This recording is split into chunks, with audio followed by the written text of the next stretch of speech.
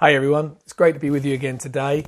Yes, this is me, and I know my haircut is a little bit brutal. We went a bit mad with the clippers, but it's better than how it was. It was a little bit of a haystack and getting a bit of a mess.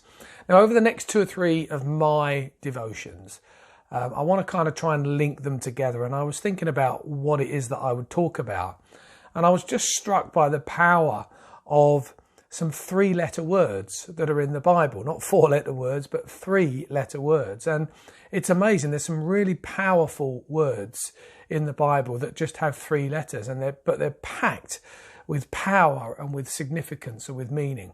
And so the first one, and it may take me a couple of sessions to do this one, is the word now.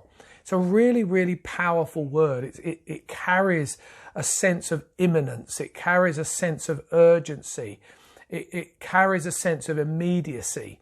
And in 2 Corinthians chapter 6, verse 2, we read these words: "In the time of my favour I heard you, and in the day of salvation I helped you. I tell you, now is the time of God's favour. Now is the day of salvation." Now, I know, because I've experienced it myself, often we are too slow to perceive when it's a now moment in God. Either we think we've missed it and it's gone, or we think it's yet to come and we sit around waiting for it to happen. And I think the reason for that is that we judge the moment by what we see and how we perceive what we see, rather than what God has said. You see, here's the thing. God's now rarely looks like our now. It doesn't look like our now at all. Our now comes from the future and goes into our past. But God lives in an eternal now moment. Everything is now to God. As somebody once said, God has no past and God has no future. Now, the theological term for that is omnipresence. And it means that God is in all places and at all times. Time and space have no limitation for God whatsoever. There's no ticking clock in heaven. There's no countdown for God. And so the significance of this is this: that when God says it's a now moment, it may not seem like a now moment to you or to me, because we may think that the conditions are not right. It just doesn't seem the right time. But when God speaks and says now, it's a time for us to respond, and it's a time to move and to trust that from God's perspective, the conditions are right. In 1 Samuel chapter 14, we read the story of Jonathan and his armor bearer. And they are in the valley of Mishmash, and the armies of Israel are at war with the Philistines.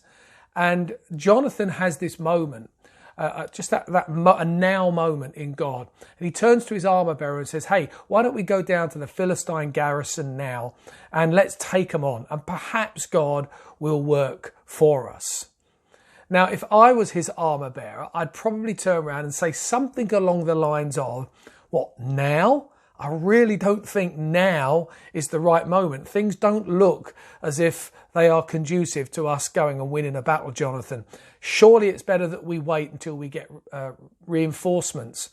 Or at the very least, let's sit down and work out a plan and a strategy before we go down into battle."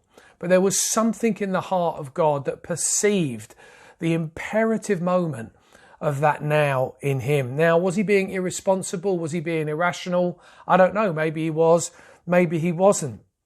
Maybe it would have been more prudent to wait.